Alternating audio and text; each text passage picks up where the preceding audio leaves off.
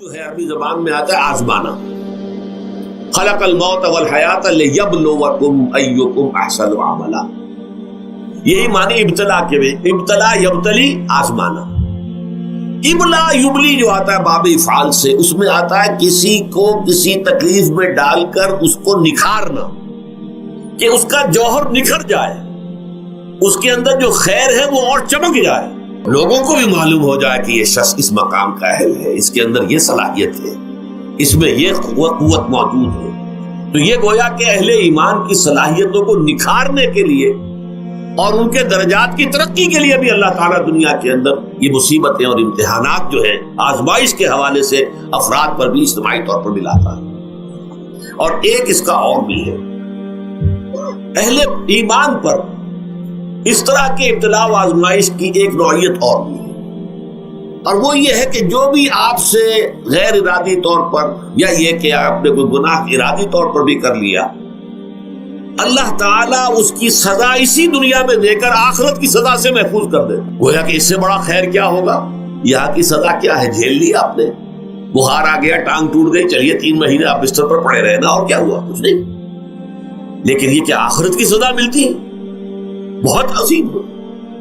لہذا کفارہ بناتا ہے اللہ تعالیٰ ان جو بھی گناہ ہو گئے ہیں, غلطیاں ہو گئی ہیں, ان کا کفارہ اللہ تعالیٰ بندہ مومن کے لیے. حضور کی ایک حدیث ہے, اس کا متن مجھے اس وقت یاد نہیں ہے, کہ مومن کا معاملہ عجیب ہے. اسے کوئی تکلیف پہنچتی ہے, صبر کرتا ہے, اس کے گناہوں کا کفارہ بن جاتا ہے, اور اگر کوئی خوبی ملتی ہے اس پر اللہ تعالیٰ کا شکر ادا کرتا ہے, اس کے درجات بلند ہو جاتے ہیں. تو یہ معاملہ جو ہے اللہ تعالیٰ کی طرف سے بندہ مومن کے حق میں خیر, کہ در حقیقت اس کے ان گناہوں کی پاداش کہ جو اس نے یہاں کر لیے ہیں, یہی دنیا میں دے کر دھو دیا جائے, پاک کر دیا جائے. جیسے آپ کو معلوم ہے دھوبی جو ہے کپڑے کو بھٹی میں چڑھاتا ہے, گرم پانی میں ڈالتا ہے, ڈالتا ہے تاکہ اس کا میل نکلے, اس کے آگے پٹکتا بھی ہے ذرا اس کو تاکہ وہ میل اچھی طرح چھٹ جائے اس سے. اسی طرح اگر دنیا میں ہمارے میل چھٹ جائیں, دنیا میں اگر ہمارے گناہ دھل جائیں, تو یہ بڑے نفع کا سودا ہے, بڑے نفع کا سودا ہے, بڑے نفع کا سودا ہے. اس اعتبار سے آپ غور کیجئے کہ اگر یہ حقائق ہمارے سامنے رہے تو کیا کوئی تکلیف دنیا کی ہمیں بھاری محسوس ہوگی. ہمیں تو بتایا یہ گیا ہے کہ عسیٰ ان تکرہوا شیئا وہو خیر لکم وعسیٰ ان تحبوا شیئا وہو شر لکم واللہ یعلم وانتم لا تعلمون. ہو سکتا ہے کہ تم کسی چیز کو ناپسند کرو, ذرا آنے کہ اسی میں تمہارے لیے خیر ہے, تمہیں نہیں پتا. اور ہو سکتا ہے تم کسی چیز کو پسند کرو, ذرا آنے کہ اس میں تمہارا شر ہے, لیکن تمہیں نہیں معلوم. اللہ یعلم وانتم لا تعلمون, اللہ جانتا ہے تم نہیں جانتے. اس حوالے سے سبردم بتو مایا خیشرا خدانی حساب کم و بیشرا. اے اللہ, اس کو کہتے ہیں تفویض. یہ سورہ تغابن کے درس میں یہ تمام مضامین تفصیل سے آتے ہیں کہ ایمان کے جو باطنی ثمرات ہیں اس میں سب سے پہلے مقام رضا ہے, پھر تفویض, توکل ہے. آپ محنت کر رہے ہیں, محنت کر رہے ہیں, محنت کر رہے ہیں, نتیجہ نہیں نکلا.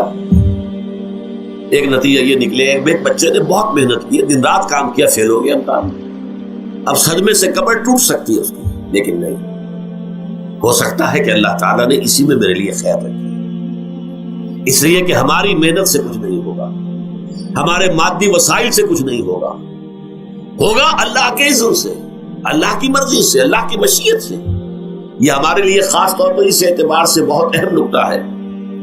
ہم سب راہ حق کے مسافر ہیں, اپنے اپنے بس پڑتے محنت کر رہے ہیں, وقت بھی صرف کر رہے ہیں, مال بھی صرف کر رہے ہیں, محنت کر رہے ہیں, مشقت کر رہے ہیں. لیکن فرض کیجئے جیسا کہ ہے, پھر واقع فرض کیا کیجئے, وہ تو واقع سامنے کی بات ہے, نتائج نکلتے نظر نہیں آ رہے, قدم نہیں بڑھ رہے, ہماری طرف لوگوں کا رجوع عام نہیں ہے. ٹھیک ہے, اس پر قطعاً بدل ہونے کی بات نہیں, یہ اللہ تعالیٰ کی مشیت میں ہوگا, جب وہ چاہے گا تب ہوگا. ہمارا کام یہ کہ اپنا فرض ادا کیے چلے گا بس, اور نتیجے سے بالکل ذہن کو اپنے منقطع کر لیں, ذہن کا کوئی تعلق آپ کے نتیجے کے ساتھ نہ رہے. یہ جب تک کیفیت ہماری نہیں ہوگی, ہم اس راہ پر استقامت اور مدام اس پر محنت اور جد و جہد کرنا جو ہے وہ ہمارے لیے ممکن نہیں رہے گا. اس کے لیے میں اگر آپ کے سامنے رکھوں معاملہ کہ حضور صلی اللہ علیہ وسلم کے جو پہلے 10 برس ہیں, جب سے آپ کو آغاز ہوا ہے وحی کا, اس کے بعد سے پہلے 10 برس دن رات کی محنت، شدید مشقت، یہاں تک کہ اللہ بھی روک رہا ہے نبی آپ اپنے آپ کو ہلاک کر لیں گے، لعلک باخع نفسک الا یکونوا مؤمنین، کیا آپ اپنے آپ کو اس صدمے میں ہلاک کر لیں گے؟ یہ مان نہیں لا رہے، اس قدر صدمہ۔ لیکن اس کے ساتھ یہ ہے، یہ نہیں ہے جب نتیجہ نہیں نکل رہا تو کام چھوڑ کے بیٹھ جائے، نہیں، معاذ اللہ معاذ اللہ۔ نتیجہ نہ نکلے تو حضرت نوح علیہ السلام کی عمر بھی اگر حضور کی ہوتی 950 برس بھی حضور دعوت دیتے تھے، آپ کا کام تھا، آپ کا فرض تھا۔ حضرت نوح علیہ السلام بھی تو آخر اللہ کے ایک بندے تھے، اللہ کے رسول تھے، 950 برس تک دعوت دی۔ فلبث فیہم 1000 سنۃ الا 50 عاما، یہ تو ہم مانتے ہی نا، اگر قرآن کے اندر نص قطعی صریح الفاظ نہ ہوتے کہ 950 برس تک رہے، ورنہ یہ بات سمجھ سے باہر آتا ہے عام طور پر۔ معلوم ہوتا ہے کہ اس دور میں ابھی عمر میں زیادہ تھی لوگ۔ بہرحال جو میں نے عرض کیا تھا کہ دکھ جس سے انسان متاثر ہوتا ہے، اس کی ایک قسم وہ ہے کہ جو ہمارے ارادہ اور اختیار سے باہر، اللہ کی مشیت سے، اللہ کے اذن سے، اللہ کی مرضی سے آتا ہے، اس کے لیے ہمارا کام صرف برداشت ہے۔ جو شے بھی ہمیں برداشت کی صلاحیت عطا کر دے وہی اس کا علاج ہے۔ جیسے آپ کو معلوم ہے کہ بخار بہت تیز چڑھا ہوا ہے، اس کی دوا نہیں ہے اسپرین یا کوئی اور پیراسیٹامول، بخار کی شدت کو کم کر دے، وہ کوئی علاج نہیں ہے۔ علاج تو ہوگا اگر معلوم ہو کہ کون سے جراثیم ہے، کس کی وجہ سے ہے، اس کا صحیح اینٹی بایوٹک کون سا ہے، وہ علاج ہوگا۔ یہ علاج نہیں ہے، لیکن اس کی شدت کی کمی اور اس کے اندر جو احساس ہے جھیل جانے کا، وہ انسان کے لیے آسان ہو جاتا ہے۔ یہی مضمون آیا ہے سورہ حدید میں بھی، ما اصاب من مصیبت فی الارض ولا فی انفسکم، یہاں کھول دیا اس مضمون کو۔ میں نے عرض کیا تھا نا کہ یہ آفت سماوی بڑے پیمانے پر بھی ہو سکتی ہے، زمین میں یعنی زلزلہ آ گیا، فلڈ آ گیا، طوفان آ گیا، ولا فی انفسکم، خاص تمہاری جان میں، تمہیں بخار ہو گیا، تمہیں ٹی بی لگ گئی، تمہیں کوئی اور بیماری آ گئی، تمہیں کینسر ہو گیا، معاذ اللہ ہوتا ہے، آخر ہوتا ہے، دنیا میں انسانی زندگی کے ساتھ یہ ساری چیزیں لگی ہوئی ہیں۔